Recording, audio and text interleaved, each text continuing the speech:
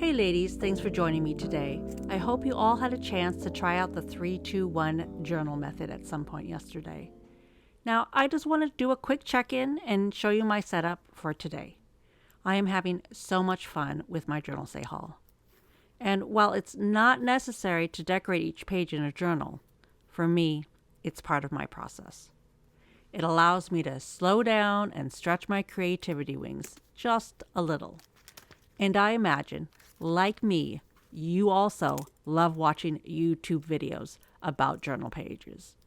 Seeing all the perfectly aesthetic spreads, and even though mine might not look quite like the ones that I see and admire, it's about taking the time to stick down stickers and play with ink that makes me come back time and time again, pulling out the washi tape, the stickers, the fancy pins, all the stuff that brings us joy.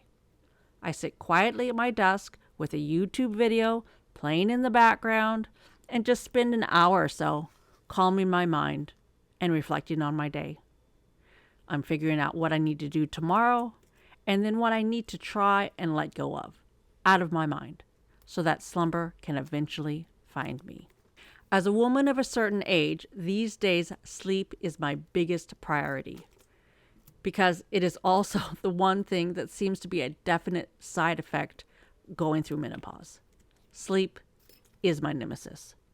I need it, I want it, but for some reason, it evades me most nights.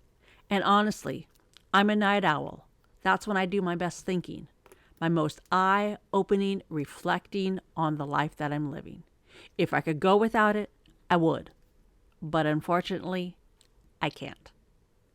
A physician I know told me that the biggest downfall in health these days is that people just aren't getting enough sleep. So yeah, it is a struggle for me. And I could do my best at eating healthier. I can make sure that I'm staying active and getting enough protein in my diet to maintain my strength and agility. But I cannot seem to get this sleeping thing under control.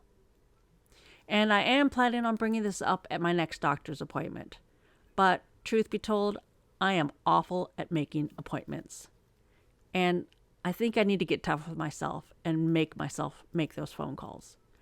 I mean, seriously, Mitzi, you're writing a planner every day. You can't look at it and remind yourself that you need to make that one simple phone call. I know, it's ridiculous. But I'm an imperfect person living in an imperfect world. I'm just trying my best to maneuver through life, right? Aren't we all? So, all that said, I'm here to remind you to take care of yourself, and I'll try and do the same.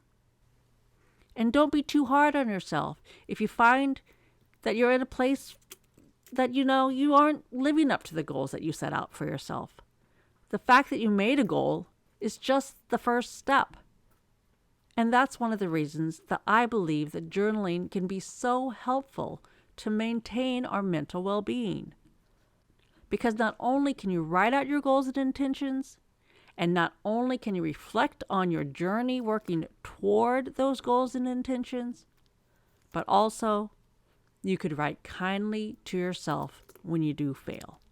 Because yes, failing is a part of life. We all have weaknesses, and we're all just doing the very best we can. So yes, I am going to try a little bit harder to take the steps I need to get the help that I need. And yeah, I sure hope that I do. But if for some reason I don't manage to make that phone call tomorrow, am I going to beat myself up about it?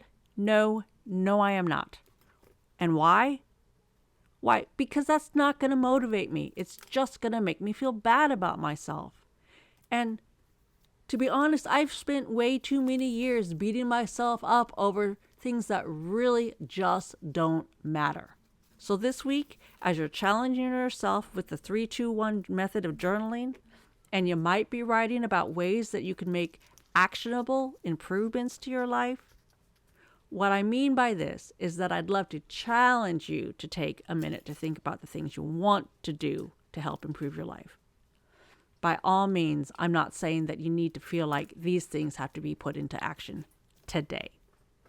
It's about acknowledging these goals, putting them down on paper is just the first step. So I think that's all for me today. And ladies, hear me out on this. I'm going to step back a little this week. The goal of this 30-day intro into journaling challenge was for me to help you start, and then for you to make a habit of it. So this is your chance to use what I've walked you through so far, and now take the knowledge you've gained and use the confidence that I hope I've inspired to motivate yourself to continue on this week. I'm going to check back in on Friday at my weekly Paper and Prosecco hangout. But if you have any issues this week, I'll still be around in the comments and on the Paper Girly Facebook group. I'm even holding up my promise to give you a list of prompts. Just go check out the description for this video to find them.